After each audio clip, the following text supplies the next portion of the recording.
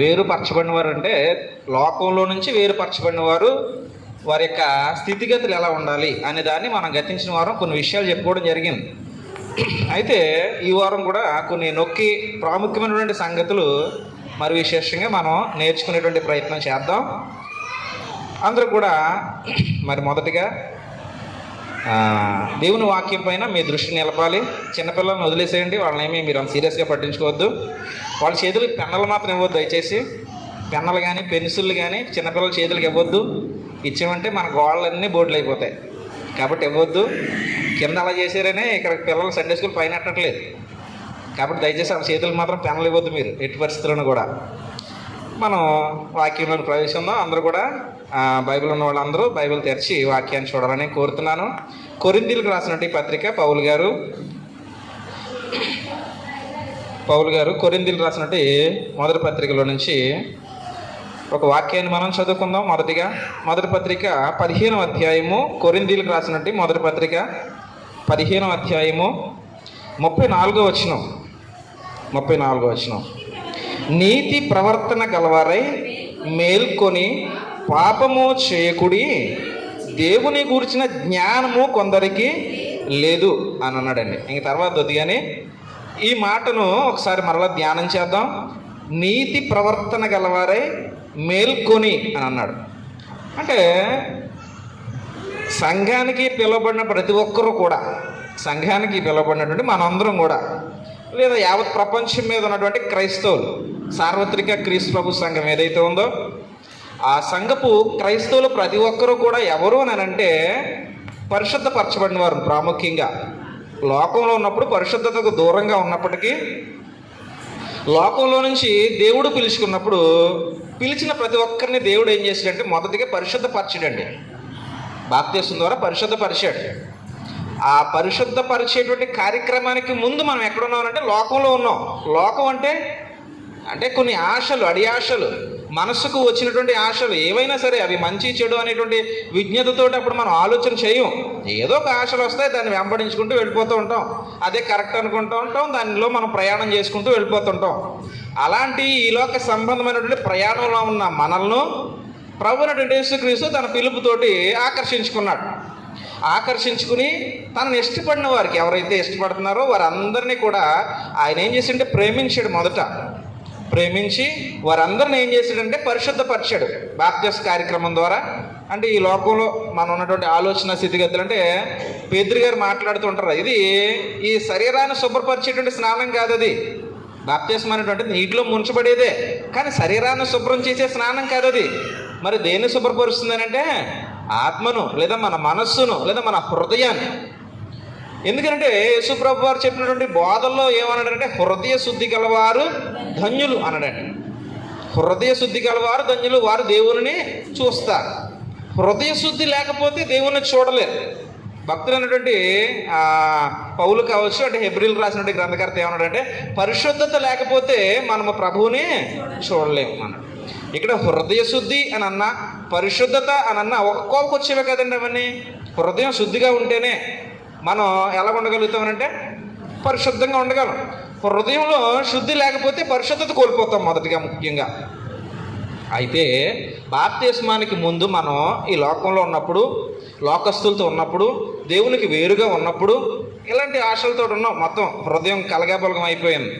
అవన్నీ దేవునికి తెలిసిన దేవుడే అలాంటి హృదయంతో, కల్మషంతో ఉన్నటువంటి వ్యక్తులను పిలుచుకున్నాడు ప్రేమతో. ఎందుకంటే దేవుడు లోకాన్ని ప్రేమించాడు. అంటే పాపంలో మునిగిపోతున్నటువంటి మనిషిని, ప్రతి ఒక్కరిని ప్రేమించాడండి దేవుడు.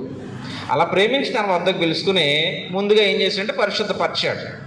స్నానం, పునర్జన్మ సంబంధమైనటువంటి స్నానం అన్నాడు తీతుకు పత్రిక రాస్తూ పౌలు గారు.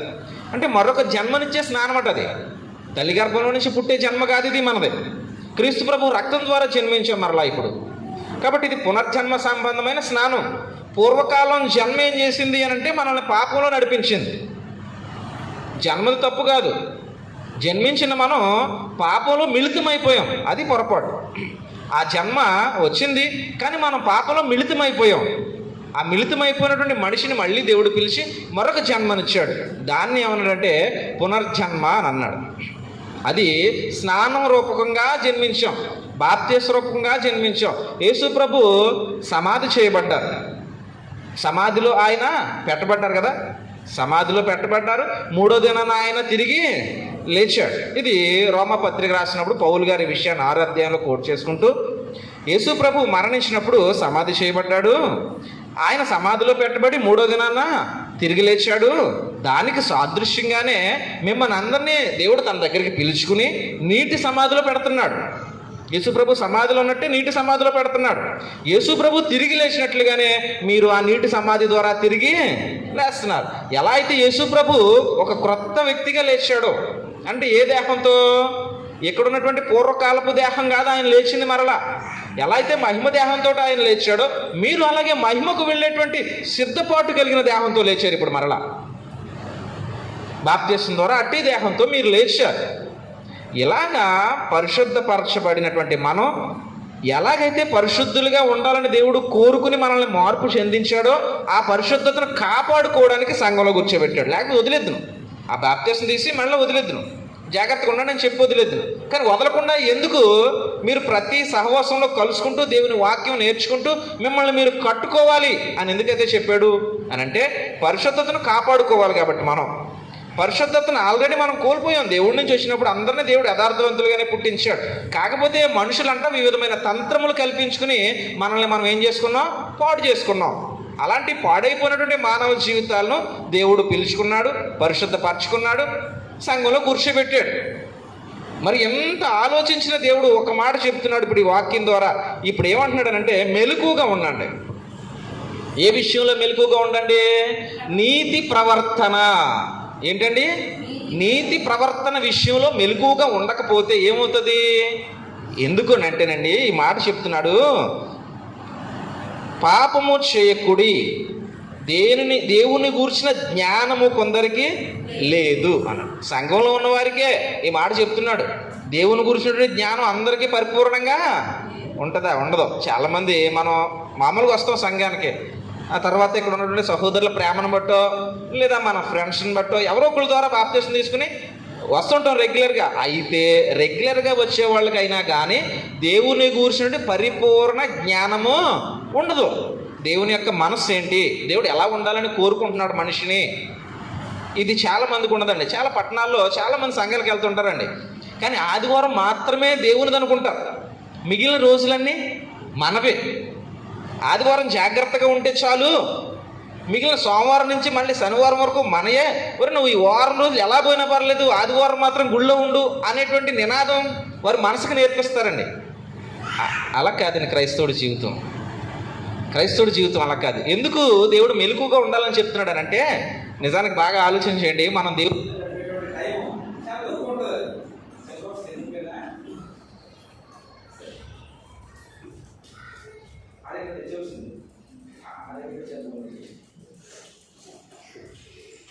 దేవుడితోటి గడిపేటువంటి టైం చాలా తక్కువ ఉంటుందండి మనకి.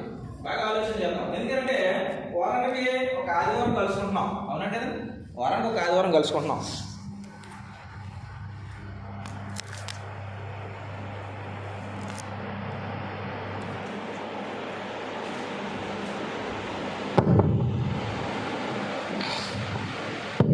ఓకే, వారానికి ఒక ఆదివారం మన మధ్యలో కలుసుకుంటున్నాం. ఇంకా ఈ మధ్యలో అన్నీ కూడా మైనస్సే మనకి. 7 రోజుల్లోనూ ఒక్కో రోజు మాత్రం కలుసుకుంటున్నాం. ఈ ఒక్కరోజు కూడా మహా గట్టిగా లెక్క పెడితే ఒక 2 గంటల సేపు. అంటే దేవునికి ఇచ్చేటువంటి సమయం, దేవునితో మనం గడిపేటువంటి సమయం చాలా తక్కువ. శుక్రవారం వెళ్ళిపోతే అదొక గంటన్నర, ఇది 2, అది ఒక గంటన్నర, కలిస్తే ఎంత అయిందండి? 3.5 గంటలు. ఒకవేళ బుధవారం స్త్రీల కూడుకు వచ్చేవాళ్ళు ఒక గంట వేసుకుంటే 4.5 గంటలు. 4.5 గంటలు చాలా తక్కువ మందికి ఉంది. అది ఎక్కువ మందికి 2 గంటలే ఉంది. ఈ ఆదివారమే ఉంది. చాలామంది శుక్రవారం దూరంగా ఉంటారు. దేవుని కృపను బట్టి అందరూ వస్తున్నారు శుక్రవారం, చాలా సంతోషం. బుధవారం కొంచెం దూరం అవుతున్నారు. అది వస్తారులేండి, కొన్ని రోజులు అలాగా నలిగేటప్పటికి వెళ్ళాలి బుధవారం కూడా అనే మనసు ఆటోమేటిక్గా మీకు వస్తుంది. అది ఇప్పుడు ఆలోచన చేయండి. 7 రోజుల్లోనూ మనం దేవునికి ఇచ్చేవి 4 గంటలు. 4 గంటలండి. అంటే దేవునితోటి మనం ఎంత తక్కువ ఉన్నాం, ఆ సంబంధం చాలా తక్కువ ఉంటుంది దేవునితో కలిసి ఉండేటువంటిది. కాబట్టి దేవుని సమక్షంలో నువ్వు ఉండేటువంటిది 4 గంటలే. మిగిలిన గంటలన్నీ లోకంలోనే ఉంటున్నావు. అందుకు క్రైస్తవుడుగా నువ్వు కొంచెం ఎలాగుండాలి? మెలకుగా ఉండాలి. ఏ విషయంలో మెలకుగా ఉండాలనంటే నీతి ప్రవర్తన విషయంలో. నిన్ను నీతిమంతుడిగా మార్చడానికి యేసుప్రభు లోకానికి వచ్చాడు. రోమీలకు రాసినప్పుడు మాట అన్నాడు, నీతిమంతుడు లేడు ఒక్కడును లేడు. లేడు కాబట్టి దేవుడు అనుగ్రహించే మహిమను వాళ్ళు పొందలేకపోతున్నారు. అలాంటి స్థితిలో ఉన్నటువంటి మనిషిని నీతిమంతుడిగా మార్చడానికి వచ్చిన వాడే యేసు ప్రభు. ఇప్పుడు యేసు ప్రభు వచ్చాడు కాబట్టి మనుషులను నీతిమంతులుగా మార్చాడు, తన సంఘంలో కూర్చోబెట్టాడు. కాబట్టి నీతిమంతుడిగా నువ్వు మార్చబడుతున్నావు. కాబట్టి ఆ నీతి ప్రవర్తన విషయంలో ఇప్పుడు నువ్వు ఎలా ఉండాలి? ఇక్కడ ఉన్నప్పుడు బాగానే ఉంటావండి. ఇక్కడ ఉన్నప్పుడు బూతులు ఎవరు ఆడతారు? ఇక్కడ ఉన్నప్పుడు బూతులు ఆడతామండి? ఆడం. ఇక్కడికి వచ్చినప్పుడు ఎవరైనా దొంగతనం చేసుకుంటావా? బయట చేయమనుకోండి, మామూలుగా చెప్తున్నాను నేను. మనమే దొంగలం కాదు ఎవరైనా ఇక్కడ, బయట కూడా చేయం. కాకపోతే నేను మామూలుగా చెప్తున్నాను అంతే. ఇక్కడికి వచ్చినప్పుడు దొంగతనం చేసుకుంటావా? చేసుకోం. ఇక్కడికి వచ్చినప్పుడు ఏమన్నా ఒకవేళ మనకు నచ్చినప్పుడు మన పక్కన కూర్చుందనుకో, నా పక్కన వేసుకో, ఇక్కడ ఎందుకు కూర్చున్నావు అంటావా? అను. చూడటం మానేస్తాం అంతే, ముఖం ఎలా పెట్టేస్తాం. ఇంక ఈ సైడ్ నాది కాదనమాట, ఇంక ఈ కన్ను పనిచేయదు కొంతసేపు, అలా కూర్చుంటాం. నిజం కదండి ఇది. ఇక్కడనే కాదండి, మొత్తం క్రైస్తవులు ఉండేటువంటి ఈ బలహీనత ఇది. ఈ బలహీనత ఇది. ఇక్కడ మాత్రం కొంచెం జాగ్రత్తగా అలాగ బిగబట్టుకుని ఉంటాం. ఒకవేళ కోపం ఉన్నా బిగబట్టుకుంటాం, ఒకవేళ ఏదో అనాలని అనిపించినా బిగబట్టుకుని ఉంటాం. ఇవన్నీ బిగ్గట్టుకుని ఉంటాం ఇక్కడ ఉన్నంతసేపును. అలా మెట్లు దిగేసాం, అలా బయటకు వెళ్ళిపోయాం, అలా రోడ్డు మీద వెళ్ళిపోయాం, అలా పెద్ద లైన్లోకి వెళ్ళిపోయాం, మధ్యలో లైన్లోకి వెళ్ళిపోయాం. అంతే. ఇలా ఒక్కొడుకు వెళ్తుంటే ఫ్రీ అయిపోతుంటాం. మనం అన్నీ వదిలేస్తుంటే ఏంటయ్యి దేవుని బంధకాలు వదిలేస్తుంటాయి. మన కాంపౌండ్లోకి మనం వెళ్ళిపోతుంటాం. ఇక్కడ ఉన్నంతసేపు దేవుని బంధకాల్లో ఉండి అనకూడదు, చూడకూడదు, ఏం చేయకూడదు, అలా ఇలా ఈ బంధింపులో నుంచి అలా అమ్మయ్య ఇప్పుడరా ఇందాక ఏంటి అని అంటే మైండ్ చేంజ్ అయిపోతుంది మనకి. అందుకు దేవుడు చెప్తున్నాడండి, సంఘంగా కూర్చోబెట్టినటువంటి మనల్ని నీతిమంతులుగా మార్చాడు. మొదట నీతిమంతులుగా మార్చబడిన మనతోటే చాలా జాగ్రత్త చెప్తున్నాడు. చాలామంది అనుకుంటారు మన భయంకరమైన బోధలు సమాచారం చేసేస్తున్నాం అనుకుంటారు. నిజానికి అపోస్తులు బోధలు ఎవరు చేశారండి? ఈ బోధలు రోమపత్రిక మొదలుకొని ప్రకటన గ్రంథం వరకు ఎవరు చేశారు ఈ బోధలన్నీ? చెప్పండి. సంఘానికేనండి. లోకంలో ఉన్న వాళ్ళు చేయలేదు, సంఘానికే చేశాడు. నువ్వు జాగ్రత్తగా దీపం పట్టుకుని వెళ్ళు. బోధ చెప్తున్న అర్థమయ్యే భాషలో నువ్వు జాగ్రత్తగా ఉండి దీపం పట్టుకుని నడు. ఆ కాలిపోవడానికి సిద్ధంగా ఉన్నవాడు, చీకట్లో ఉన్నవాడికి దారినే చూపగలవు. ముందు ఒకరిని సిద్ధపరచాలి, 10 మందిని బాగుపరచాలి అని అంటే. అంతే కదండి. ఒక వ్యక్తి 1వ తరగతి మొదలుకొని డాక్టర్ చదివి డాక్టర్ తర్వాత ఇంకా ఏ చేయాల్సి ఉంటాయి కొన్ని అవన్నీ చేస్తే ఆ ఒక్కడు కొంతమంది ప్రాణాలనే కాపాడగలడు. అంతేనా? ఒక్కడే. కానీ ఈ నేర్చుకున్నటువంటి ఈ విధానం, ఈ నైపుణ్యత ఏం చేస్తుందంటే కొంతమంది ప్రాణాలను కాపాడేలా చేస్తుంది. ఎంబీబీఎస్ అని ఉంది కదా అని అందరికీ చెప్తారు. ఏంటది? పుస్తకాలు ఉన్నాయి కదా అని అందరికీ చెప్పరు. దానికి ప్రత్యేకంగా టాలెంట్ ఉన్న వాళ్ళని తీసుకుంటారు. చదువుతున్నాడు కదా అని అందరినీ తీసుకెళ్ళి జాయిన్ చేసుకోరు. ఇందులో కూడా దానికి ప్రత్యేకంగా టాలెంట్ ఎగ్జామ్ పెడతారు. అందులో బాగా వచ్చిన వాళ్ళని చక్కగా తీసుకెళ్తారు. భూమికకి తెలుస్తుంది, ఎందుకంటే అలాంటి అడుగుల్లోనే వెళ్తుంది. అంటే అమ్మాయి డాక్టర్ చదువుతలేదు, ఇంకోటి ఏదో చదువుతుంది, కానీ అలాంటి టాలెంట్ ఉన్న వాళ్ళని ఒక్కొక్కడికి తీసుకుంటూ వెళ్తుంటారు.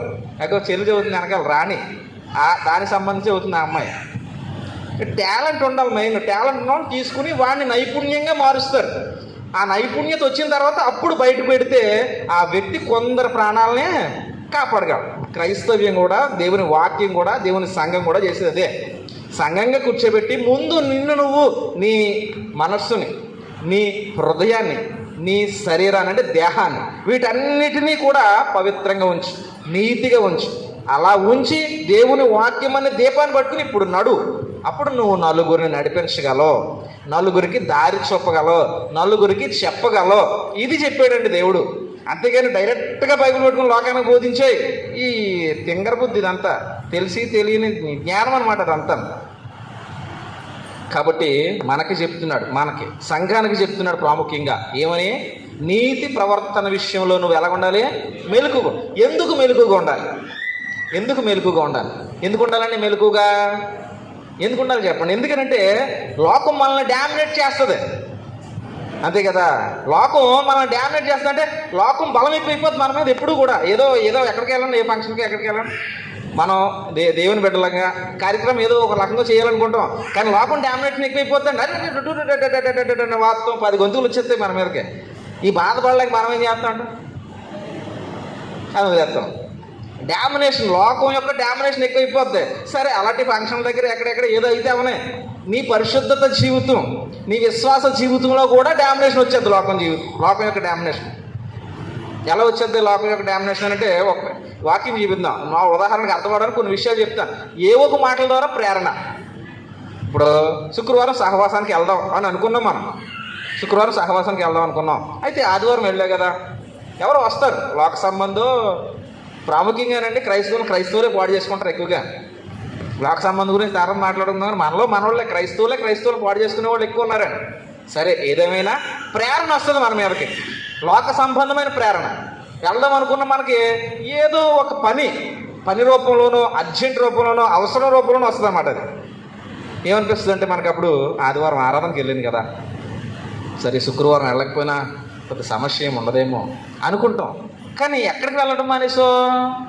దేవుని సహవాసానికి వెళ్ళడం మానేసో. అందుకే మెయిన్ ఏదైతే దేవుడు నువ్వు తప్పకుండా ఎడతెగక అన్నాడండి, మీరు సహవాసంగా కూడటం మానొద్దు, కొందరు మానుకున్నట్లు అని చెప్పాడు. ఏప్రిల్తో మాట్లాడుతున్నాం.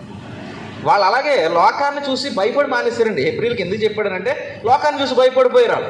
అక్కడ కొన్ని విపత్తులు జరుగుతున్నాయి, క్రైస్తవుల మీద దాడులు జరుగుతున్నాయి, క్రైస్తవులను హింస పెడుతున్నారండి. ఏప్రిల్ పత్రిక రాసే సమయానికి ఆ హింసలు, దాడులు చాలా విపరీతం అవుతుంటే చాలామంది విశ్వాసంలో సన్నగిలిపోయారు, వెనక్కి అడుగేస్తారనమాట. అలాంటి వాళ్ళని ప్రోత్సహిస్తూ ఇప్పుడు ఉన్నది ఎక్కడ అనుకుంటున్నాను? యేసుప్రభు దగ్గర. ఆయన ఎవరు అనుకుంటున్నావు? దేవుడు. ఈ లోకాన్ని మాట చేత పరిపాలన చేస్తున్నటువంటి వాడు. ఆయన పరిశుద్ధుడై లోకానికి వచ్చి తన రక్తం ఇచ్చి నిన్ను నిలబెట్టాలనుకుంటున్నాడు అని అంటే దాని వెనకాల ఎంత ప్రణాళిక ఉందో నీ గురించి ఆలోచించు. నువ్వు ఏదో లోకంలో దెబ్బ గురించి భయపడుతున్నావు. ఎంత చేసినా ఆయన నిన్ను కాపాడలేడా? నువ్వు బలహీనపడద్దు, కాబట్టి మానొద్దు అని చెప్తాడండి ఏప్రిల్కి. యేసుతో పోల్చుకుంటే నీ నీ నీ శిక్షలు ఎంత, నీ అవమానాలు ఎంత? నువ్వు ఇంకా రక్తం కారినంతగా పోరాటం చేయలేదు ఆయనతో పోల్చుకుంటే. కాబట్టి మానొద్దు, నువ్వు లోకంతో రాజీపడి ఎప్పుడు నువ్వు సహవాసం మానొద్దు అని చెప్పే కార్యక్రమం అండి. ఇలాగ మనల్ని ప్రేరణ ఏం చేస్తుంటే ఏదో అవసరం, తప్పలేదు అనిపిస్తుంది, మనకి తప్పు కాదు అనిపిస్తుంది కూడా. అలా సహవాసం మాని ఏదో కార్యక్రమానికి వెళ్ళిపోతూ ఉంటాం. ఇది ఏం చేస్తుంటే ఇలాంటి ప్రేరణలు మనల్ని ఏం చేస్తాయంటే ఆటోమేటిక్గా విశ్వాసంలో నుంచి బలహీనపరుస్తాయి. కుటుంబం మరొకటి ఏంటండి? కుటుంబం యొక్క పోషణ. ఆదివారం వెళ్తే కొంచెం డబ్బులు వస్తాయి కదా.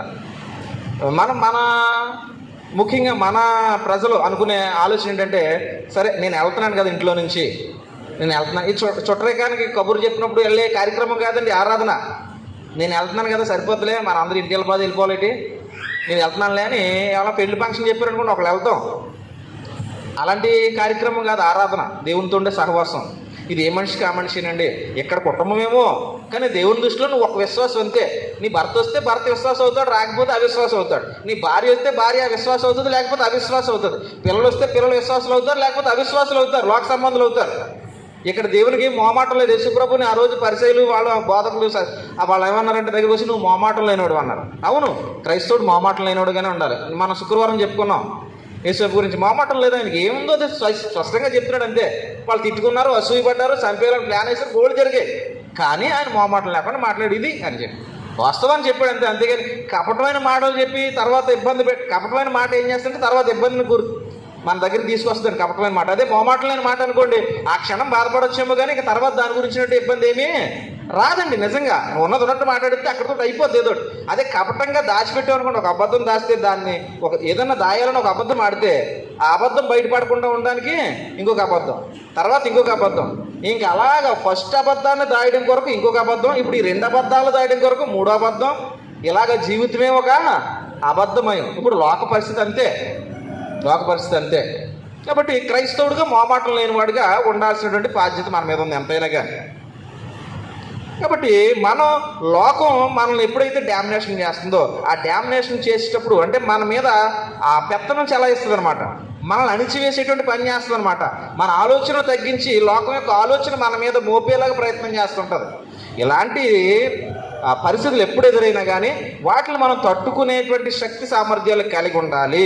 ఎందుకంటే నీ నీతిని కోల్పోతావు. ఖచ్చితంగా చాలా విషయాల్ని మనం దైవగ్రంథంలో నుంచి ఆలోచన చేయొచ్చండి. ఒకసారి పేతురు గారు రాసిన పత్రికలో ఒక విషయాన్ని ఆయన తెలియపరిచాడు. పేతురు రాసిన పత్రికలో ఆయన మాట్లాడుతూ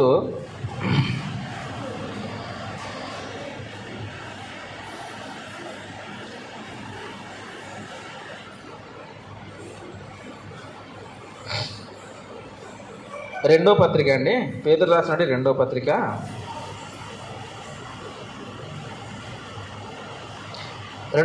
రెండో అధ్యాయము 14వ వచనంలో మధ్యలో చదువుతున్నాను చూడండి. అస్థిరులైన వారి మనస్సులను మరులు కొల్పుచు లోభత్వమందు సాధకము చేయబడిన హృదయములు గలవారును శాపగ్రస్తులనై ఉండి అని అన్నాడు. అంటే దేవునికి వేరుగా ఉండేటువంటి వారి యొక్క లక్షణం చెప్తున్నాడు ఇక్కడ. అంటే ఇంకా చాలా ఉన్నాయి, కానీ దేవుని ఆలోచనకు వేరుగా ఉండే వారి యొక్క లక్షణం చిన్నది అర్థం కావడానికి నేను ఇది చదివాను. ఏంటనంటే, అస్థిరులైన వారి మనస్సులను మరులు కొల్పుచు. అస్థిరులైన వారు అనంటే స్థిరం లేని వాళ్ళు, అంటే నిలకడ అంటాం కదా, మాట మీద నిలకడ ఉండదు. ఏమండి, ఏదైనా ఒక పని ఇస్తే పని మీద నిలకడ ఉండదు. ఏంట్లో చూసినా ఈ అస్థిరులకి నిలకడ అనేది ఉండదు. బలంగా కట్టుకోవాలనేటువంటి ఆలోచన ఉండదు. అలాగ ఉండకుండా ఉండేది కూడా ఒక అభ్యాసమే అంటున్నాడు. అదొకటిని. తర్వాత ఇంకోటి ఏంటంటే, లోభత్వమందు సాధకము చేయబడిన, అంటే స్థిరంగా ఉండకుండా ఉండే విధానం ఒకటే. ఇంకొకటి ఏంటంటే, ఇవ్వాలనేటువంటి ఉద్దేశం ఉండదు. ఏంటి, ప్రేమను ఇవ్వాలనే ఉద్దేశం ఉండదు, స్నేహాన్ని ఇవ్వాలనే ఉద్దేశం ఉండదు, ఇక దేవుని కొరకు సమయాన్ని ఇవ్వాలనే ఉద్దేశం ఉండదు, దేవుని పని కొరకు ధనాన్ని ఇవ్వాలనే ఉద్దేశము ఏది అంటే, లోభత్వం అని అంటే దాచుకోవడం తప్ప ఇచ్చే గుణం లేకపోవడం. లోభత్వం అంటే ఇచ్చే గుణం లేకపోవడం. అది ప్రేమ కావచ్చు, స్నేహం కావచ్చు, సమయం కావచ్చు, ధనం కావచ్చు. దేవుని విషయంలో చెప్తున్నాను నేను. ఇంక ఇచ్చే మనసు అంటూ ఉండదు, దాచుకునే ఉద్దేశం మాత్రం ఎక్కువ ఉంటుంది. ఇదొకటేనే. స్థిరత్వం లేకుండా ఉండడం ఒకటేనే. ఈ రెండునట ఏంటది, సాధకం చేయబడినటువంటి మనసులటవి. సాధకం అంటే ప్రాక్టీస్ అనమాట. పదే అదే చేయడం. పదే అదే చేస్తే ఏమవుతుందంటే ఇంక బాగా అలవాటు అయిపోతుంది. ఏంటి చూడండి, ఇది లోకం ఎలాగుందంటే దేవునికి వ్యతిరేకంగా ఉండే విధానంలో అభ్యాసం చేసేదిగా ఉంది లోకం. ఇంతకీ మనం ఉండగలుగుతున్నామా? దేవునితో కలిసి ఉండే విధానంలో అభ్యాసం చేయగలుగుతున్నావా? లోక సంబంధి అయితే మాత్రం దేవునికి వ్యతిరేకంగా ఉండే విధానాల్లో ఎలాగున్నారంటే వాళ్ళ జీవితాలు ఎలాగున్నాయి, అభ్యాసం, సాధకం. కానీ దేవుడు ఇందాక సహోదరులు వాక్యం చదివినప్పుడు దేని గురించి, దైవభక్తిని కూర్చుని సాధకం చేయాలని చదివారు ఆయన తిమోతికి రాసిన పత్రికలో. అది ఈ కాలం లేదా ఈ యుగం మట్టుకిని రాబోయేటువంటి యుగానికి కూడా అది ప్రయోజనకరమైన ఉపయోగం అని చెప్పేసి అన్నాడు. ఏంటి, దైవభక్తిని కూర్చుంటే సాధకం చేస్తే ఉపయోగం అన్నాడు. కానీ లోకానికి చెందినటువంటి వ్యక్తులేమో దేవునికి వ్యతిరేకంగా ఉండేటువంటి సాధకం చేస్తున్నారు. బాగానండి, నిజంగా దేవుని దగ్గరికి రాకుండా ఉండడం చాలా ఎక్కువ అలవాటు వాళ్ళకి. దేవుని దగ్గర రాకుండా ఉండడం అండి, ఆ టయానికి ఏదో ఒక పని పురమాయించుకోవడం, ఆ టయానికి ఏదో ఒక ఆటను పురమాయించుకోవడం, యవనస్తులు అయితే ఆ టయానికి ఏదో హెచ్చరికతో కూడినటువంటి ఏదో ఒక సంబరాన్ని సిద్ధం చేసుకోవడం. ఎందుకు, అదొక అలవాటు అంతే. ఆదివారం అనేటప్పటికి లోకానికి ఏం గుర్తొస్తుందండి? క్రైస్తవుడికి ఆరాధన గుర్తొస్తుంది, కానీ లోకానికి ఏం గుర్తొస్తుంది తెలుసా? ఆదివారం అని అంటే అదొక జాలీ డే. సండే అనేటప్పటికి అదొక ఫన్ డే అనమాట వాళ్ళకి, జాలీ డే అనమాట వాళ్ళకి, వెకేషన్ డే అనమాట. అది తిరిగే రోజు, ఎంజాయ్ చేసే రోజు, ఆనందించే రోజు. ఇదేమవుతుంది, ప్రతి ఆదివారం సాధకంలో ఉంది వాళ్ళకి. లోకం చూడండి ఎంత గట్టిగా సాధకం చేస్తుందో ఎంజాయ్ చేయడం విషయంలో. క్రైస్తవుడు ఎంత గట్టిగా సాధకం చేయగలుగుతున్నాడు ఆదివారం. ధర్మశాస్త్ర కాలంలో దేవుడు ఇశ్రాయేలీయులకు చెబుతూ ఆయన అన్నది ఏంటంటే, రేపు శనివారం, ఈరోజు సిద్ధపడిపో శుక్రవారం, ఇక రేపు నువ్వు వండుకోవడానికి అవకాశం లేదు, నువ్వు ఇంకెక్కడికో పరిగెత్తానంటే అవకాశం లేదు, గేది గడ్డి కోసుకొస్తానంటే అవకాశం లేదు, ఈ రోజే నీ మందకి ఏమైనా సిద్ధం చేసుకోవాలా చేసేసుకో, నీ ఇంటికి ఏమైనా సిద్ధం చేసుకోవాలా చేసేసుకో, ఇక రేపు నువ్వేం చేయకూడదు, రేపు ఒకటే చేయాలి, అది దేవునితో కలిసి ఉండడం మాత్రమే. ఇది తెలిసి తెలియని కాలంలో, ధర్మశాస్త్ర కాలంలో ఇశ్రాయేలీయులకి దేవుడు చెప్పినటువంటి విధానం, నేర్పిన విధానం. మరి ఇప్పుడు సర్వసత్య జ్ఞానం దేవుడు ఇచ్చి, యేసుప్రభు మన కోసం లోకానికి వచ్చి తన ప్రాణాన్ని బలిగా ఇచ్చి ఒక సంఘాన్ని నిర్మించి, ఆ సంఘం కొరకు అపోస్తులను సిద్ధం చేసి, వారి ద్వారా ఎన్నో బోధలు చేసి ఈనాడు ఇక్కడ వరకు తీసుకుని వచ్చాడు. ఎంత జ్ఞానం ఇచ్చినటువంటి మనం సంఘం కొరకు లేదా ఆదివారం కొరకు లేదా ఆరాధన కొరకు ఎంత సాధకం చేసేవారుగా ఉండగలుగుతున్నాం. లోకం అయితే గట్టిగా ఉంది సాధకం చేసే విషయంలో. ఆదివారం అనేటప్పటికి ఫండే, ఇంకా 2 రోజులు ఉంది, సండే రా, సండే సండే సండే ఫోన్లు చేసేసుకుని ఒరే సండే సండే సండే ఈవెంట్ ఉంది, సండే అది ఉంది, సండే ఇది ఉంది. అమ్మ రేపు ఆదివారం వస్తుంది, ఎక్కడికి ప్రయాణాలు పెట్టుకోకండి, మనం ఆరాధనకి పోవాలా ఆయన ఒక్కరమైనా ఫోన్ చేసుకుంటామంటారా మనం? మరి రేపు పలానా రాజ్కుమార్ పెళ్ళట, ఎక్కడికి వెళ్ళొద్దు, ఉపదాంపరికి వెళ్ళొద్దు, మనందరం పెళ్ళికి వెళ్ళాలా అని అనుకుంటాం మనం? ఏముండవు. అదే ఏదైనా ప్రోగ్రామ్ ఫిక్స్ చేసామనుకోండి, లోకస్తుల గురించి చెప్తున్నాను, ఆదివారం వెళ్ళాలి అనేటప్పటికి 2 రోజుల ముందు నుంచే ఏ బట్టలు వేసుకోవాలి, ఎలాంటి సిద్ధపడుతూ ఉండాలి, ఎవరెవరిని తీసుకెళ్తే మనకు సరదాగా ఉంటుంది. ఇది కూడా ఉండదండి. ఎక్కడికన్నా సరదాగా వెకేషన్కి వెళ్ళేటప్పుడు ఎవరిని తీసుకెళ్తే ఎక్కడ ఎంజాయ్మెంట్ ఉంటుంది అని ఆలోచిద్దాం. ఆరాధనకి వెళ్ళేటప్పటికి ఎవరిని మనం రక్షించాలి, ఎవరిని ఆరాధనలో కూర్చోబెట్టాలి, ఎవరు బాగా చెడిపోయి ఉన్నారు వీళ్ళని ఎత్తకాలని మనం. ఎవరు బాగా చెడిపోయి ఉన్నారు వాళ్ళతో మాట్లాడటం మానేస్తాం. మనం ఎవరు బాగా చెడిపోయి ఉన్నారో వాళ్ళని ఎత్తకాలి. ఎందుకని యేసుప్రభు ఎవరితో కూర్చున్నాడు? పాపులతో, శంకరులతో కూర్చున్నాడు. అక్కడ ఉన్న వాళ్ళు అనుకున్నారు మేము జమీందారులము, ఒక హోదాలో ఉన్నాం, మమ్మల్ని వదిలేసి పాపులతో కూర్చున్నాడు యేసుప్రభు. అంటే పాపులతో ఉండడానికి వచ్చాడు, పాపులను రక్షించడానికి వచ్చాడు. క్రైస్తవుడికి అదే చెప్పాడు. మనమేమో అలాంటి వాళ్ళతో మాట్లాడకుండా దూరంగా ఉంటాం. కానీ వెతకాలి, ఎవరు చెడిపోతున్నారు వాళ్ళనే పట్టుకుని వాళ్ళకే చెప్పాలి. ఎవరాడు ఎదవకి ఆడికి చెప్పకరా అనుకుంటాం మనం, కానీ వాడికే చెప్పాలటండి. వాడి గురించే ప్రార్థన చేయాలి. ఎందుకంటే పాపులను రక్షించడానికే క్రీస్తు యేసు లోకమునకు వచ్చినను వాక్యము నమ్మదగినది, పూర్ణాంగీకారమునకు యోగ్యమునై ఉన్నది అన్నాడండి. అంటే అంత యోగ్యమైంది ఆ మాట. పాపిని రక్షించాలనే మాట ప్రభు వచ్చింది అందుకేనన్నమాట. మనకి చెప్పింది అదే మాట. అదే మాట. లోకానికి వెళ్ళండి, సర్వసృష్టికి సువార్త ప్రకటించండి, నమ్మి బాప్తిస్మం పొందిన వాడు రక్షింపబడతాడు, నమ్మని వానికి. చూసారా, ఆయన వచ్చిన పని అదే, మనకి చెప్పిన పని అదే, ఆ రోజు అపోస్తులకు అప్పగించిన బాధ్యత ఇదే. మరి మనం దీంట్లో ఎంతవరకు మెలుగ్గా ఉండగలుగుతున్నాం?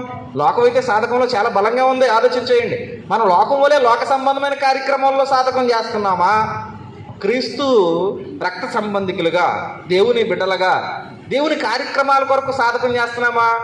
దేవుని కార్యక్రమాల కొరకు సాధకం చెయ్యకపోతే ఈ వాక్యాన్ని బట్టి, ఇది కొరింథీయులకు రాసిన వాక్యాన్ని బట్టి నీతినా అన్నాడు, నీతి ప్రవర్తన విషయంలో అంటే నీతి మన నుంచి ఏమవుతుంది అంటే దూరం అయిపోద్ది. సాధకం చేయకపోతే దూరం అయిపోద్దండి, ఆటోమేటిక్గా దూరం అయిపోద్ది.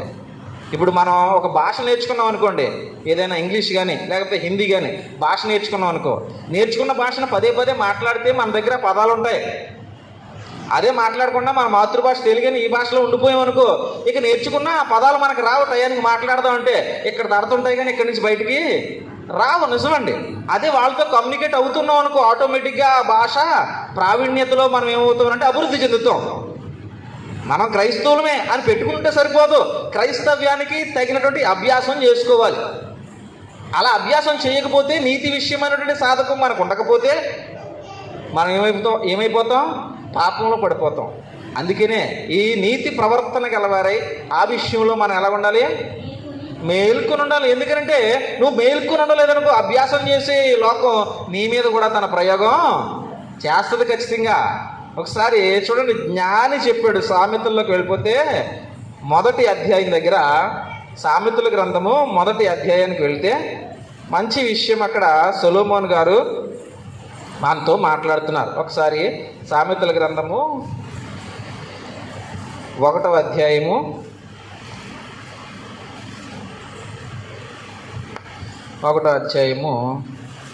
10వ వచనం దగ్గర నుంచి చూద్దాం. ఒకసారి 10వ వచనం దగ్గర నుంచి, నా కుమారుడా పాపులు నిన్ను ప్రేరేపింపగా. ఈ మాట ఎందుకు చెప్పాడు? ఖచ్చితంగా ప్రేరేపిస్తుంది. పాపం నిన్ను ఏం చేస్తుంది? ప్రేరేపిస్తుంది. నీ కళ్ళు చూసినప్పుడు నీ మనసును ప్రేరేపిస్తుంది. ఏదైనా కోపం వచ్చినప్పుడు నీ ఉద్రేకాన్ని ప్రేరేపిస్తుంది. నిజంగానండి, మనకి అవమానం జరిగిందనుకోండి, ఒక రకమైనటువంటి భావన మనలో పెరిగిపోతూ ఉంటుందండి. అవమానాన్ని మనం తీసుకున్నప్పుడు ఎందుకు దీని గురించి చెప్పారంటే, ఖచ్చితంగా ప్రతి మనిషికి, ముఖ్యంగా క్రైస్తవుడికి అవమానం జరుగుతుంది. అవమానం అనేది ఫేస్ చేయాల్సి వస్తుంది. అందుకే యేసుప్రభువుని జీవించాడు. ఆయన ఇక్కడ జరిగిన అవమానాన్ని ఏం చేశాట? నిర్లక్ష్యపరిచాడు అన్నాడు. ఫిబ్రవరి గ్రంథకర్త రాస్తూ, ఈ అవమానాలను ఆయన ఏం చేశాడు? ఆయన చిన్న అవమానం జరగలేదండి. ఆయనతో పోల్చుకుంటే మన అవమానమే కాదు. ఆ అవమానాన్ని ఒకసారి చూసుకో.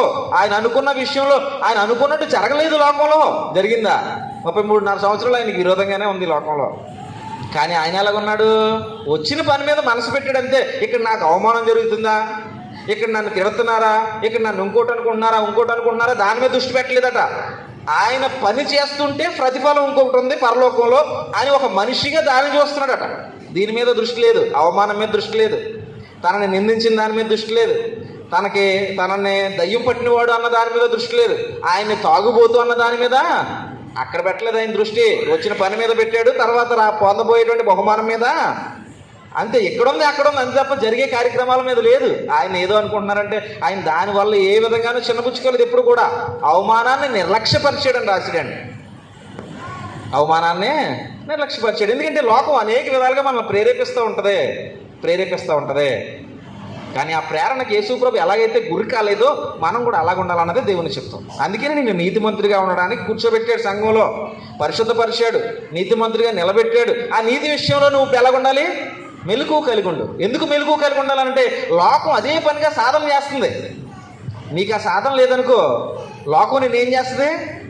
డామినేట్ చేస్తుంది, నిన్ను అధిగమించేస్తుంది. లోకం నిన్ను అధిగమించేస్తుంది. ఎందుకు?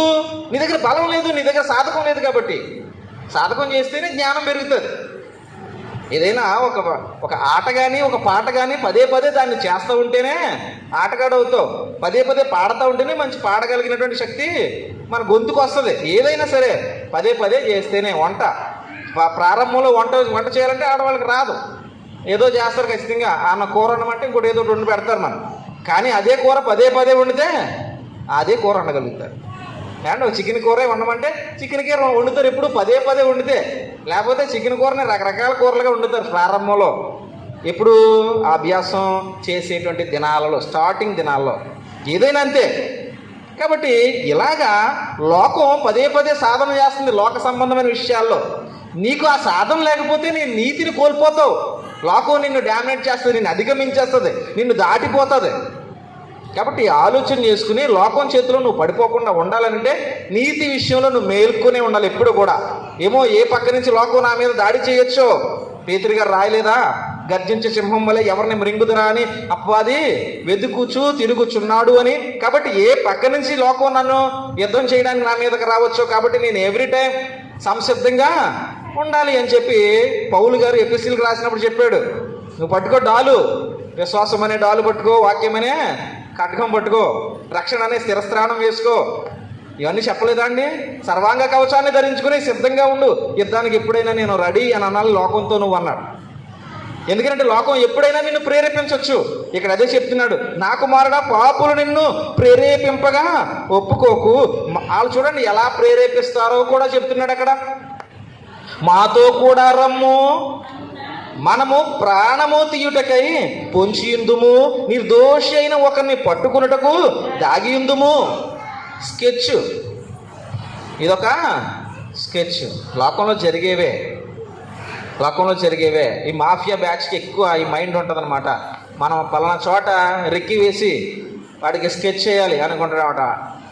ఇంక అదే పని వీళ్ళకి దైవంతో కానీ దైవ భీతితో కానీ ఏ సంబంధం ఉండదు. వాళ్ళు అనుకున్నది ఏదో చేయాలి, దాని కొరకు 10 మందిని పోగేయాలి, ఆ 10 మంది బ్రెయిన్ వాష్ చేసేయాలి, వాళ్ళతో పాటు వాళ్ళని తీసుకుని వెళ్ళిపోవాలి. ఒక ఆరాధనకు వచ్చి చూడండి అనుకో, వాడికి వాష్ చేస్తారండి. ఒకవేళ ఎవడన్నా ఇలాగ మన క్రాంతిలాగా ప్రారంభించాడు అనుకోండి, ఆరాధనకు వెళ్ళడం ప్రారంభించా.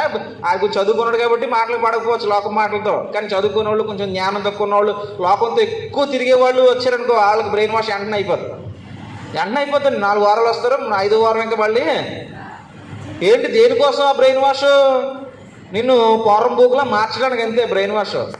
ఏమండి యవనస్తులు ఒకరికొకరు చెప్పుకుంటారు. ఎందుకు? పోరం బూకు సంబంధమైన విషయాలు చెప్పుకుంటారు. చక్కగా తాగడం గురించి, చక్కగా తిరగడం గురించి, బీట్ వేయడం గురించి. ఇంక ఇవే ఉంటాయి, ఇంకా ఇవి తప్ప ఇంకేముండవు. మేము అక్కడి నుంచి వచ్చిన వాళ్ళమే కదా, కాబట్టి కొత్త ఏముండవు. ఇంకా ఇప్పుడు కొంచెం అడ్వాన్స్డ్ టెక్నాలజీ వచ్చింది కాబట్టి కొంచెం ఆన్లైన్ ఎక్కువైంది. మేము వచ్చేటప్పటికి ఆన్లైన్ లేదు, ఆ టైంలో బయటకు వచ్చేసాం. ఆన్లైన్ ఇప్పుడు వచ్చింది, ఇంకా అదొకటి తోడైంది ఇప్పుడు. కాబట్టి ఇక మనుషులకి అందరూ యవనస్తులు లోకంలో బాగా మిక్స్ అయిపోతారు. ఎందుకయ్యా బాబు అని అంటే, రేపు పొద్దున పెళ్ళయ్యి 2 పిల్లలు పుట్టేదానికి అది ఏముండదు, ఎంజాయ్మెంట్ ఏముండదు. అప్పుడు పెట్టుబడి ఎవడో అప్పుడు ఉంటాడా? అప్పుడు ఉండడు. నీ బాధ నువ్వే పడాలి, నీ పెళ్ళికి నువ్వే డబ్బులు తెచ్చుకోవాలి, నీ అప్పులు నువ్వే తీర్చుకోవాలి. ఇప్పుడు తిరగడానికి నీ దగ్గర డబ్బులు ఉంటే చుట్టూ సీమల్లాగా వస్తారు. రేపు పొద్దున్న నీకు భారంగా ఉంటే నీకు ఎవడో సాయం చేసేవాడు, అప్పుడు మళ్ళీ తల్లిదండ్రుల మీద పడడం, లేదా బంధువుల మీద పడడం, అన్నదమ్ముల మీద పడడం, లేదా నీ బలం మీద నువ్వు పడడం, బలం కోల్పోవడం. ఇవన్నీ అవసరమా?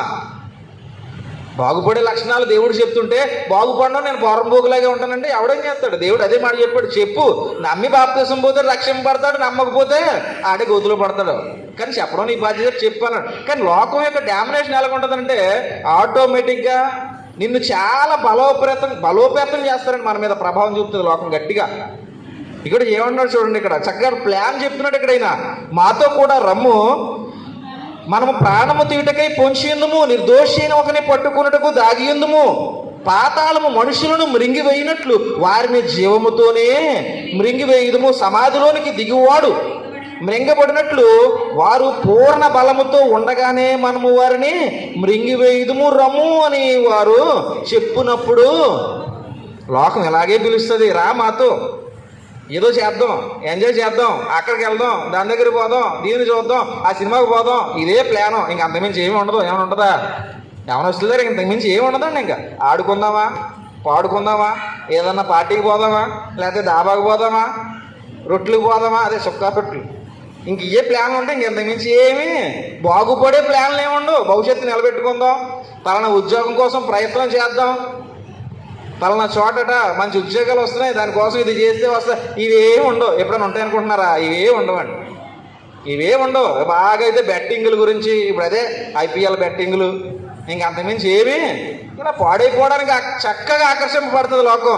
కానీ దేవుని భయభక్తులతో కూర్చోవాలి, దేవుడు అనే ఒక ఆయన ఉన్నాడు కాబట్టి లోకంలో నేను ఉన్నాగలుగుతున్నాను అనేటువంటి ఆలోచన ఎవరికే రావట్లేదు. నిజంగా రావట్లేదండి. అలా వస్తే ధన్యుడే, కానీ ఆ ఆలోచన వచ్చినట్టు చాలా తక్కువ. కాబట్టి ముందు దేవుని దగ్గర కూర్చున్న వాడికి చెప్తున్నాడు బలంగా, ఇలాంటి సాధకం చేస్తూ లోకం బ్రతుకుతుంది. అదే పని మీద వాళ్ళు ఉంటున్నారు.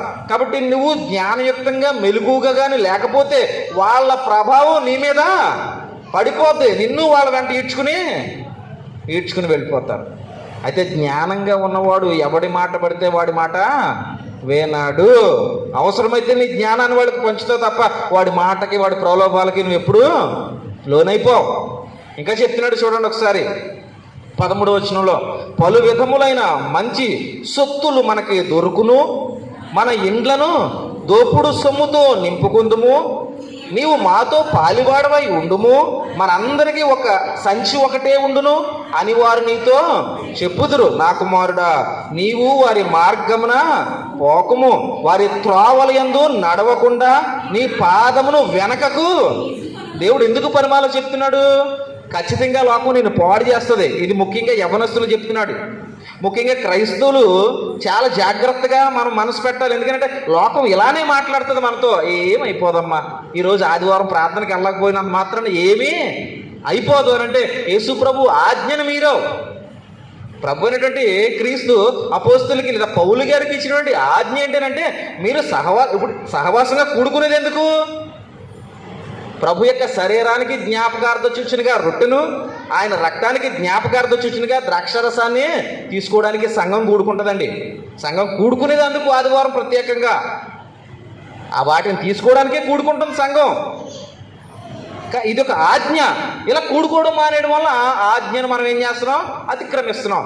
ఆజ్ఞ అతిక్రమమే పాపము, పాపం వల్ల వచ్చే జీతము మరణము. ఎక్కడికి దారి తీస్తున్నావు చూడండి. ఏం కాదు అని చెప్పిన ఆ సన్నాయి నొక్కుల మాటలు మనకి ఏం చేస్తుందనంటే మన శాశ్వత నరకంలోనికి పంపించేస్తున్నాయి. కాబట్టి మెలకు అనేటువంటిది చాలా ప్రాముఖ్యం క్రైస్తవుడికి.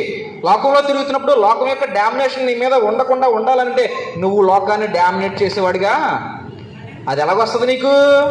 దేవుని జ్ఞానం. యేసుక్రీస్తుని లోకం ఏమైనా డామినేట్ చేయగలిగిందా? అపోస్తుల్ని లోకం డామినేట్ చేయగలిగిందా? వెనకాల వచ్చాడు స్టెఫన్ గారు, లోకం ఏమైనా డామినేట్ చేయగలిగిందా?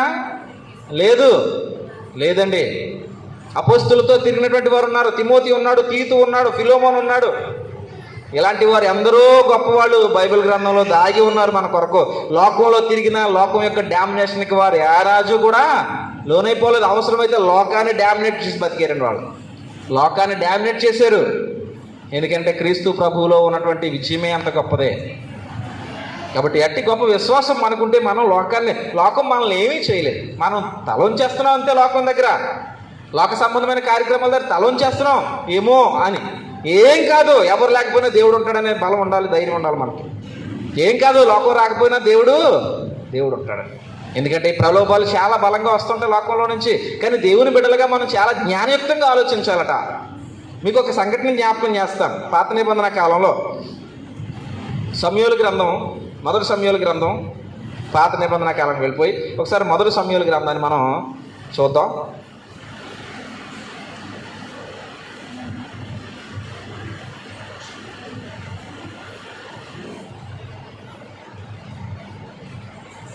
మొదటి సమూయేలు గ్రంథంలో 2 సందర్భాలు మీకు దావీదు గారు అలాగే సౌలు, దావీదుని చంపాలనుకున్నటువంటి సౌలు. ఈ సందర్భాలు సమూయేలు గ్రంథం 24 అధ్యాయంలో ఒక సందర్భం, 25 అధ్యాయంలో ఒక సందర్భం ఉంది. మొదటి సమూయేలు గ్రంథం 24 అధ్యాయంలో ఒక సందర్భం, అలాగే మొదటి సమూయేలు గ్రంథం 26 అధ్యాయంలో ఒక సందర్భం ఉంది. 24 అధ్యాయంలో ఉన్నటువంటి సందర్భాన్ని ఒకసారి నేను చదువుతున్నాను. అక్కడ ఉన్నటువంటిది ఏంటి అని అంటే, ఈ సందర్భాన్ని మీకు జ్ఞాపకం చేస్తానంటే వాక్యం అంతా చదివితే కుదరదు కదా. సమూయేలు, ఈ గ్రంథాల్లో సమూయేలు దావీదుని రాజుగా ప్రతిష్ఠించడం జరిగింది చిన్నతనంలోనే. సౌలుకేమో నువ్వు రాజు కాదు, ఇంక నీకు పని అయిపోయిందని చెప్పడం జరిగింది. ఈ సందర్భం జరిగిన తర్వాత కొన్ని రోజులకి దావీదు సౌలు ఉండేటువంటి స్థావరం దగ్గరికి వెళ్ళాడు. అంటే యుద్ధం చేశాడు, గొల్లియాని చంపేశాడు, ఆయన అయిపోయి రాజు దగ్గర ఉంటున్నాడు. ఈ ఉండేటువంటి సందర్భంలో రాజుకి ఆటోమేటిక్గా దావీదు పైన ఏం పుట్టిందనంటే అసూయ పుట్టింది. ఎందుకు పుట్టిందనంటే ప్రజలందరూ చూపు ఎవరి వైపు వెళ్ళిపోతుందంటే ఆటోమేటిక్గా దావీదు వైపు వెళ్ళిపోతుంది, రాజు వైపు కాకుండా. ఎందుకు వెళ్ళిపోతుంది అలాగా? దేవుడు చూపే దావీదు వైపు ఉన్నప్పుడు జనులు చూపు వెళ్ళిపోతుంది, ఆటోమేటిక్గా వెళ్ళిపోద్ది. కానీ అది ఎవరు గమనించుకోలేకపోయారంటే సౌలు గమనించుకోలేకపోయాడు. దేవుని చూపు నా మీద నుంచి దావీదు వైపు వెళ్ళిపోయింది కాబట్టి జనులు అందరి చూపు అటు మారుతుంది అని గ్రహించుకోలేకపోయాడు. వాడు గ్రహించుకోకపోగా ఇంకేం చేశాడనంటే ఇప్పుడు దావీదు మీద కక్ష కట్టాడు. ఏం చేశాడండి? దావీదు మీద కక్ష కట్టాడండి. కక్ష కట్టి దావీదుని చంపేయాలనుకున్నప్పుడు దావీదు ఆ అంతఃపురం నుంచి దూరంగా పారిపోయాడు అనమాట. ఈ పారిపోయిన సందర్భంలో ఏదో ఒక రకంగా పట్టుకుని చంపేయాలి అని వెనకాలే సౌలు కూడా వెళ్ళడం జరిగిందనమాట. ఈ సందర్భాలు ఇవి. దావీదుని చంపుదామని సౌలు వెనకాల వెళ్ళిన సందర్భాలు. అయితే చంపుదామని సౌలు వెళ్ళినప్పటికీ సౌలే దావీదు చేతికి చిక్కాడు 2 సార్లు. ఆ సందర్భాలు అనమాట. ఈ సందర్భంలో ఎందుకు నేను తీసుకొచ్చినానంటే ఒకసారి చూడండి. ఇప్పుడు దావీదుని ఒకసారి చూద్దాం మనం. ఈ సందర్భంలో దావీదుని ఒకసారి చూద్దాం. 24 అధ్యాయంలో 3వ వచనం దగ్గర నుంచి చదువుదాం. 3వ వచనం దగ్గర నుంచి, మార్గమునున్న గొర్రెల దొడ్లకు అతడు రాగా అక్కడ గుహ ఒకటి కనబడెను. అందులో సౌలు సంకానివర్తికి పోగా దావీదు అతని జనులను ఆ గుహ లోపలి భాగంలో ఉండిరి గనుక అన్నాడు. అంటే దావీదు అతని జనులు లోపల ఉన్నారంటే ఆల్రెడీ గృహ లోపల ఉన్నారు. అయితే ఆ దారిని పోతున్నప్పుడు గృహ కనపడేటప్పుడు కొంచెం రిలాక్సేషన్ కోసం సౌలు ఆ గృహలోకి వెళ్ళాడు అనమాట. ఆల్రెడీ గృహలో ఎవరున్నారు? దావీదు ఉన్నాడు, దావీదుతో ఉన్నటువంటి జనులు ఉన్నారు. గృహ కనపడేటప్పటికి కొంచెం రిలాక్సేషన్ తీసుకోవాలని అక్కడ సంకానివర్తికి అని రాసింది కదా, ఆ పదానికి అదే అర్థం అనమాట. ఆ రిలాక్సేషన్ తీసుకుందాం అని చెప్పి కొంచెం లోపలికి వెళ్ళాడు అనమాట. లోపలికి వెళ్ళేటప్పటికి అక్కడ చూడండి ఏం జరుగుతుందో. నేను లోపల భాగంలో ఉంటారు కనుక 4వ వచనంలో దావీదు జనులు, అదిగో నీ దృష్టికి ఏది మంచిదో నీవు అతనికి చేయనట్లు నీ శత్రువుని నీ చేతికి అప్పగించినని యెహోవా నీతో చెప్పిన దినము వచ్చినని అనగా ఏమన్నాడు చూడండి. దావీదు లేచి వచ్చి సౌలునకు తెలియకుండా అతని పై వస్త్రపు చెంగును కోసాడు. ఇలాగా మనం అలా క్రిందకి చదువుకుంటూ వెళ్ళిపోతే దావీదు ఏమన్నాడంటే అభిషేకించబడిన వాడు సౌలు, తనను మనం ఏమీ చేయకూడదు అని ఈ మాటలు చెప్పి 7వ వచనం చదువుతున్నాను. ఈ మాటలు చెప్పి దావీదు తన జనులను అడ్డగించి సౌలు మీదకి పోనీయక వారిని ఆపెను అని అన్నాడండి. వారిని ఆపాడు. జనులు ఏమన్నారనంటే చంపే, దొరికాడు కదా చంపే, నీ చేతికి వచ్చాడు చంపే అన్నాడు. అప్పుడు ఏం చేస్తాం మనం? అయితే అవకాశం వచ్చింది కదా అని ఓటు వేసేస్తాం. కానీ దావీదు ఏం చేశాడంటే జనులు ప్రేరేపించగా ఒప్పుకోలేదు. ఆ క్రింద 9వ వచనం దగ్గర రండి ఒకసారి. సౌలుతో ఇట్లా అన్నాడు, దావీదు నీకు కీడు చేయనుద్దేశించుచున్నాడని జనులు చెప్పిన మాటలు నీవెందుకు వినుచున్నావు? ఆలోచించుము. ఈ దినమున యెహోవా నిన్ను ఎలాగూ గుహలో నా చేతికి అప్పగించునో అది నీ కండ్లారా చూచిదివే. కొందరు నిన్ను చంపుమని నాతో చెప్పినను నేను నీ యందు కనికరించి, ఇతడు యెహోవా చేత అభిషేకం నొందినవాడు గనుక నా ఏలినవాని చంపనని నేను చెప్పి తిని. 2 సందర్భాలు జ్ఞాపకం చేశాడు. జనులు నిన్ను ప్రేరేపిస్తున్నారు, దావీదుని వేసేయని. నువ్వేం చేస్తున్నావు? ప్రేరణకు లొంగిపోతున్నావు. అదే జనులు నన్ను ప్రేరేపించారు, అదే మనుషులు దొరికాడు కదా వేసేయని. కానీ ఈయనేం చేశాడు? జనులు ప్రేరేపించగా ఒప్పుకోలేదు. కారణం ఏంటంటే దావీదు దేవుని జ్ఞానంతో నింపబడి ఉన్నాడు కాబట్టి ఏది పడితే అది ఒప్పుకోడు. దొరికాడు కదా వేసే అంటే ఓకే, నన్ను చంపడానికి వస్తున్నాడు కాబట్టి నేను చంపేస్తే చెల్లికి చెల్లి అయిపోతుంది అనుకుంటాం మనం.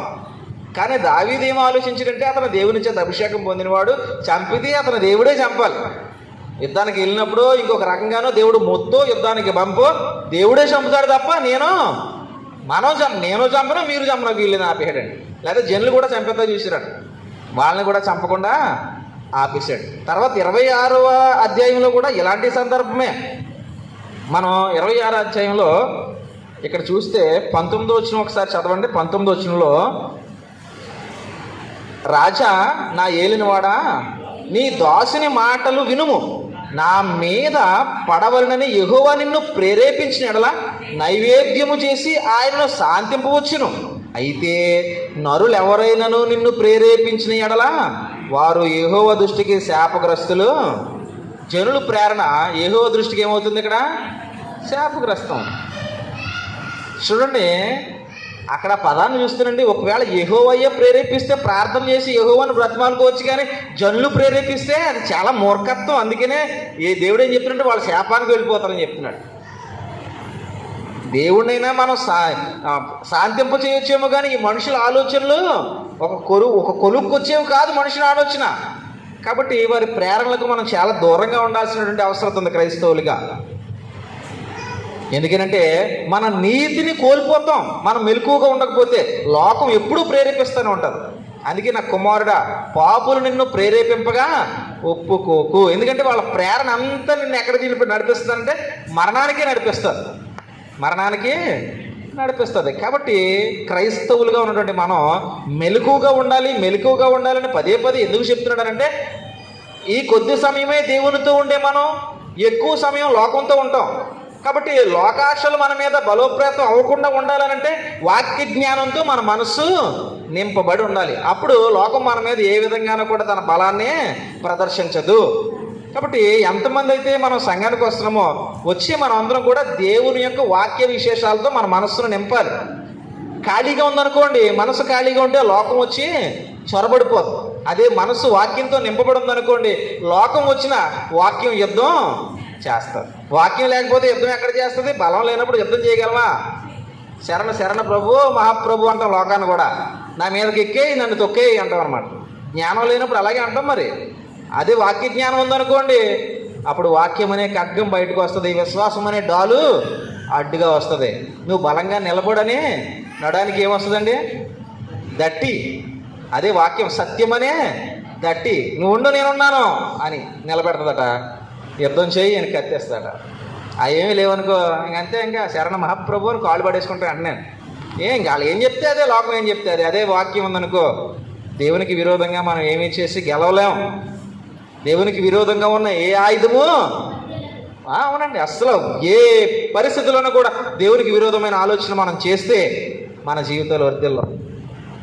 కాబట్టి చాలా జాగ్రత్తగా మనం ఉండాలి విశ్వాసం జీవితంలో. పేతురు గారు ఒక విషయాన్ని చెప్పాడు. మన పేతురు గ్రంథాన్ని ఒకసారి తీయగలిగితే ఈ 2 విషయాలు మీరు గుర్తుపెట్టుకోండి. ప్రేరణ అనేటువంటిది మన మీద చాలా బలంగా ఉంటుంది, కానీ ఆ ప్రేరణకి మనం లొంగిపోయే వారిగా ఉండకూడదు. ఈ ప్రేరణ అనేటువంటి దానికి లొంగిపోయే వారిగా ఉండకూడదని మనం గుర్తుపెట్టుకోవాలి. పేతురు పత్రికలో చెప్పినటువంటి మాటను బట్టి ఒకసారి చూద్దాం. పేతురు పత్రికలో పేతురు రాసినటువంటి పత్రిక 2వ పత్రిక ఒక విషయాన్ని మనం చదువుదామండి. ఇక్కడ 2వ పత్రికలో ఈయన ఒక విషయాన్ని చెప్పుకొచ్చారు మనకి. 4వ వచనంలో, మొదటి అధ్యాయం 2వ పత్రిక మొదటి అధ్యాయము 4వ వచనం మధ్య భాగంలో నేను చదువుతున్నాను. దురాశను అనుసరించడం వలన లోకమందున్న భ్రష్టత్వమును ఈ వాగ్దాన మూలముగా మీరు తప్పించుకుని, మనతో చెప్తున్నాడు, లోకమందున్నటువంటి భ్రష్టత్వాన్ని దేవుని వాగ్దానం ద్వారా తప్పించుకున్నారు. ఎలా తప్పించుకున్నారు? ప్రయాసపడి భారం మోస్తున్న సమస్త జనులారా నా యొద్దకు రండి, నేను మీకు విశ్రాంతిని కలగజేస్తాను అని ఒకటి చెప్పాడు. తర్వాత మీకు నేను నిత్య జీవం ఇస్తాను అనేటువంటిది వాగ్దానం. ఇదే నేను చేసే వాగ్దానం మీకు అని అన్నాడు. ప్రయాసతోటి నా దగ్గరికి వస్తే నిత్య విశ్రాంతి, ఈ వాగ్దానం దేవుడు చేసింది, యేసుప్రభు చేసింది. కాబట్టి వాగ్దానం చేసిన వాడు మిమ్మల్ని ఏం చేశాడంటే లోకమనే భ్రష్టత్వంలో నుంచి దేవుడు అనేటువంటి నీతిలోనికి తీసుకొచ్చాడు. కాబట్టి ఈ హేతువు చేత అని మాట్లాడాడు చూడండి, తీసుకొచ్చి దేవ స్వభావమునందు పాలివారగునట్లు, అంటే దేవుని స్వభావంతో మనం కూడా, దేవుని స్వభావంతో మనం కూడా ఒక్కటి కావాలి అన్నది దేవుని ఉద్దేశం. దేవుని స్వభావమునందు పాలివారగునట్లు మనకు అనుగ్రహించినట్ట. ఈ కారణాన్ని బట్టి చదివి ముగిస్తాం. కారణాన్ని బట్టి ఈ హేతువు చేత మీ మట్టుకు మీరు పూర్ణ జాగ్రత్త గలవారై మీ విశ్వాసమునందు సద్గుణమును, సద్గుణమునందు జ్ఞానమును, జ్ఞానమునందు ఆశానిగ్రహమును, ఆశానిగ్రహమునందు సహనమును, సహనమునందు భక్తిని, భక్తియందు సహోదర ప్రేమను, సహోదర ప్రేమయందు దయను అమర్చుకునడి. ఇవి మీకు కలిగి విస్తరించిన ఎడల అవి మన ప్రభు అయిన యేసుక్రీస్తును గూర్చిన అనుభవ జ్ఞాన విషయంలో మిమ్మల్ని సోమరులైనను నిష్ఫలులైనను కాకుండా చేయండి. అంటే మిమ్మల్ని నిలబెట్టేటువంటిది చాలా ప్రాముఖ్యమైనటువంటిది ఈ గొలుసు కట్టు. ఈ గొలుసు కట్టు లోకం ప్రేరేపించకుండా నిన్ను ఉండాలనన్నా, లోకం ప్రేరణకి నువ్వు లొంగిపోకుండా నువ్వు ఉండాలి అనన్నా, ఈ గొలుసు కట్టు మన అందరిలో ఉండాలి. ఇవి ఒకటి మనం ఆలోచన చేసుకునే, చాలా దినాల క్రితం ఆలోచన చేస్తాం. నేను మళ్ళీ ఒకసారి మీకు చెప్తున్నాను, మనకు ఉండాల్సింది ఏంటంటే పూర్ణ జాగ్రత్త. మొదట లోకంలో ఉన్నాం కాబట్టి చాలా జాగ్రత్తగా ఉండాలి. ఏ అడుగు ఎక్కడ వేయాలి, ఏ మాట ఎక్కడ మాట్లాడాలి, ఏ చూపు ఎక్కడ చూడాలి, ఎవరితో ఎలా మాట్లాడాలి. కాబట్టి అటువంటి సంయోచితమైనటువంటి జ్ఞానంతో మనం నడవాలి లోకంలో. ఇదొకటి మనకి ప్రాముఖ్యం. ఈ జాగ్రత్త మన దగ్గర లేకపోతే మనం లోకంలో ఒకళ్ళమైపోతాం తప్ప దేవునిలో ఒకళ్ళంగా ఉండలేం. మనం దేవునిలో ఉంటే లోకానికి ఒక్కడం అవుతాం, దేవునిలో లేకపోతే లోకంలో ఒకడం అవుతాం. లోకంలో ఒకడం అవడం అంతకన్నా ఇంక చచ్చిపోవడమే మిన్నా. ఎందుకంటే ఇంక లోకంలో బ్రతికినోడు చచ్చిపోయినోడు ఒకటే. ఇంకా ఇద్దరు ఎక్కడికి వెళ్తారంటే అగ్నిలోకి వెళ్తారు. కాబట్టి క్రీస్తులో బ్రతికినోడు లోకానికి ఒక్కడిగా ఉండాలి, లోకానికి దారి చూపేవాడిగా ఉండాలి. అలా ఉండాలనంటే ఇదిగో ఈ జ్ఞానయుక్తమైన సంగతులు మన హృదయంలో ఉండాలి. విశ్వాసం ఉండాలంటే మొదట మన దగ్గర ఉండాల్సింది నమ్మేవు. ఆ నమ్మకం చిరస్థాయిగా ఉండాలి. నీ జీవితం లోకంలో ఉన్న దినాలు కూడా విశ్వాసం ముందు మనం ఉండాలి. నేను చెప్తాను దీని గురించి, ఒక మాటతో పోయేది కాదు కాబట్టి దాన్ని అలా ఉంచుతాను. ఒకసారి యోధా పత్రికలో ఇక్కడ మాట్లాడుతూ 20వ వచనం దగ్గర ఆయన అన్నటువంటి విషయం ఏంటంటే, ప్రియులారా మీరు విశ్వసించు అతి పరిశుద్ధమైన దాని మీద మిమ్మల్ని మీరు కట్టుకొనుచు పరిశుద్ధాత్మలో ప్రార్థన చేయొచ్చు నిత్య జీవార్థమైన మన ప్రభు యేసుక్రీస్తు కనికరం కొరకు కనిపెట్టండి అని అంటున్నాడు. విశ్వసించి దాని మీద మిమ్మల్ని మీరు ఏం చేసుకోవాలి? నువ్వు నమ్మిన వాక్యం మీద, నువ్వు నమ్మిన ప్రభువు మీద, నువ్వు నమ్మిన పరలోకం కొరకు నువ్వేం చేసుకోవాలి? నిన్ను నీ కుటుంబాన్ని కట్టుకోవాలి. మొదట అలాంటి విశ్వాసం ఉండాలట. మొదట మన దగ్గర ఉండవలసిన ప్రాముఖ్యమైన లక్షణం ఏంటంటే జాగ్రత్త. ఇప్పుడు మన దగ్గర మొదలవలసింది విశ్వాసం. జాగ్రత్తతో కూడిన విశ్వాసం లేదనుకో ఎక్కడ పడితే అక్కడ జారి పడిపోమా. వర్షం కురిసింది, జాగ్రత్తగా నడకుండా గుడ్డు చేలో పడినట్టు కళ్ళు నెత్తి పెట్టుకుని నడిచామనుకో ఇంటి ముందుకు వెళ్ళేటప్పటికే 3 సార్లు పడతాం రోడ్డు ఎక్కకుండాను. అదే జాగ్రత్తతో వెళ్ళామనుకో కాలు ఎక్కడ వేయాలో చూసుకుంటాం, ఏది జారిపోద్దో ఏది గట్టిగా ఉందో చూసుకుంటాం, అలా వేస్తాం. కాబట్టి ముందు మనం జాగ్రత్త. లోకంలో బ్రతుకుతున్నాం కాబట్టి లోకంలో ఉన్నటువంటి వ్యక్తులు, దేవుల్లో ఉన్నటువంటి వ్యక్తులు ఇద్దరు ఒకటే కాదండి, ఎప్పుడు కాదు. లోక సంబంధే. దేవుల్లో ఉన్నవాడు ప్రత్యేకింపబడినవాడు, పరిశుద్ధపరచబడినవాడు, లోకమునకు వేరుగా ఉన్నవాడు. కాబట్టి వేరైనటువంటి స్వభావం లోకానికి వెలుగు చూపేది. ఆ గొప్ప లక్షణం ఏంటంటే నువ్వు నమ్మిన విశ్వాసమే మొదటి లోకానికి కనిపించాలి. విశ్వాసంలో ఎప్పుడు మనం బలహీనలు కాకూడదంటే జాగ్రత్త కలిగి ఉండాలి. ఏ విషయంలోనైనా నేను విశ్వాసిని, అనే నమ్మకం, అనే ధైర్యం, అనే పట్టుదల ఇవి నాలో ఉండాలి. లోకం మాటలకి తలంచకూడదు మనం. లోకం మనల్ని ఎప్పుడు మనల్ని ఏదో ఒక రకంగా మోసం చేయాలనే ప్రయత్నం చేస్తాట.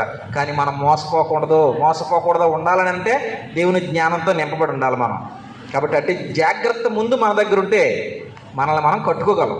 కాబట్టి విశ్వసించిన అతి పరిశుద్ధమైన దాని మీద మనల్ని మనం కట్టుకోవాలన్నది దేవుని చిత్తం.